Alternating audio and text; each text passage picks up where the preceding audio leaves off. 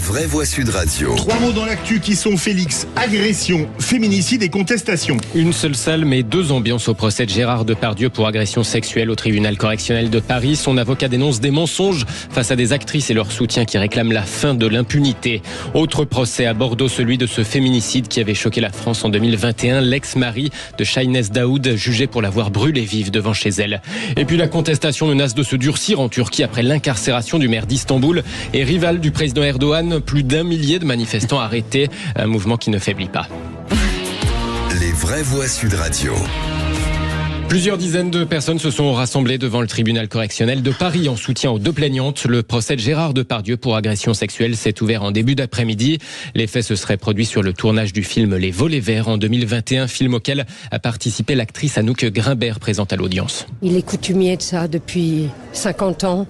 Il y a eu une impunité totale de la part du milieu du cinéma, de la part de la société. Je pense que c'est aussi le procès de la société qui est aveugle aux violences faites aux femmes.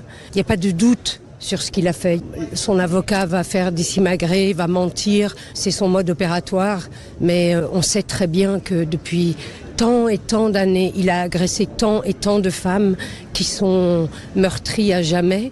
J'espère vraiment que la justice va punir. C'est insupportable l'impunité, c'est insupportable, il faut que ça s'arrête. Des accusations mensongères, répond justement l'avocat donc de Gérard Depardieu, Jérémy Assous. Il est très facile de monter un dossier à charge et donc de le présenter à la presse comme étant accablant à partir du moment où on écarte systématiquement tous les éléments susceptibles de remettre en cause les accusations. Ce procès va permettre de confronter l'ensemble des accusations à la réalité, aux témoins et à la configuration des lieux. Ainsi, on pourra démontrer de manière impartiale, objective et incontestable que l'ensemble des accusations sont mensongères. Ces actes, ces investigations, le parquet et les avocats des parties civiles ont tout fait pour qu'il n'ait jamais lieu. Nous les avons réalisés, nous les donnons au tribunal. Des propos recueillis par l'AFP, Gérard Depardieu lui-même n'a pas fait de déclaration en arrivant dans le tribunal, la main posée sur l'épaule de son avocat. Alors, il nous parle d'éléments de remise en cause écartés. L'avocat de Gérard Depardieu, Philippe Bilger, qu'est-ce que vous pensez de tout ça ? Alors, évidemment, par rapport à ce qui attend Gérard Depardieu, si le juge d'instruction suit les réquisitions du parquet dans l'affaire Arnoux, l'affaire qui est jugée aujourd'hui est non pas insignifiante, mais infiniment moins grave par rapport à celle qui attend. Et j'avoue que je suis sensible au fait qu'il nie, mais on verra bien, je ne veux rien dire de plus. Dans l'affaire d'aujourd'hui, il risque 5 ans, je crois, dans l'autre 20 quand même. Hein. Donc, c'est pas la même chose. Françoise Debois. En tout cas, voilà, ce procès, il a au moins la vertu. Vous connaissez, moi, je sais que ça casse un peu de vaisselle, mais je pense que MeToo est une des choses les plus puissantes qui soient arrivées, et il faut que les couvercles sautent. Voilà, quel que soit le résultat. On attend. Pas n'importe comment. Oui, pas n'importe comment, mais la réalité...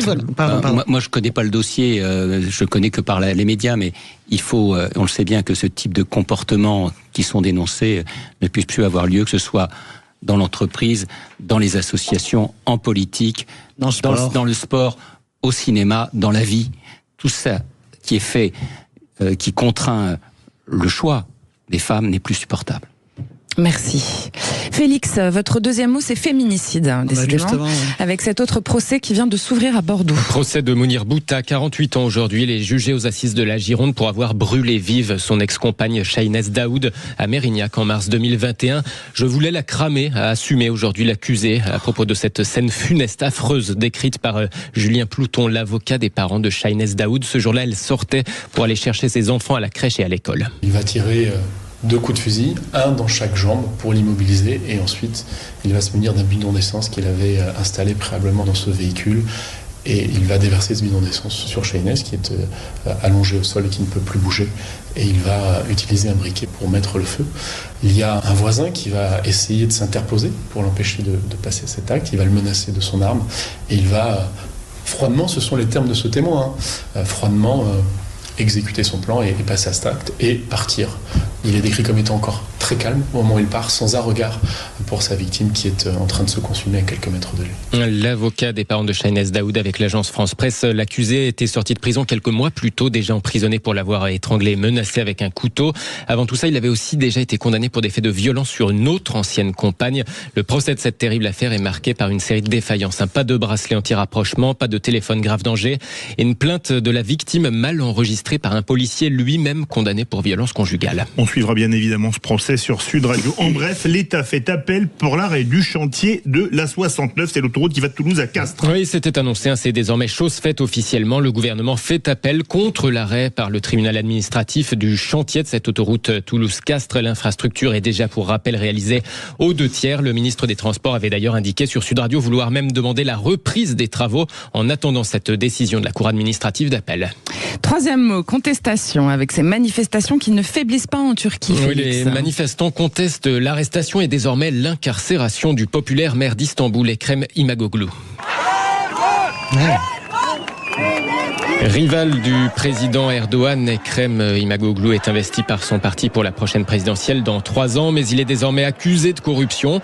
Il a officiellement d'ailleurs été démis de ses fonctions de maire d'Istanbul hier. Des milliers de manifestants ont de nouveau bravé aujourd'hui les interdictions à Istanbul, mais dans d'autres grandes villes comme Ankara, des manifestations d'une ampleur inédite en Turquie depuis 2013.